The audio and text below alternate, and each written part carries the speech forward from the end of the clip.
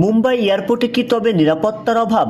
Baby bump নিয়ে কিয়ারা যখন হাসি মুখে ভক্তদের দিকে তাকাচ্ছিলেন, ঠিক তখনই এক অনুরাগী হঠাৎ সীমানা অতিক্রম করে তাকে জড়িয়ে ধরার চেষ্টা করেন।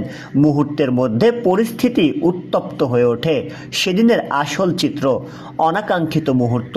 ভিড়ের মাঝে নিরাপত্তার বলয় ভেঙে এক ব্যক্তি কিয়ারার খুব কাছে চলে আসেন।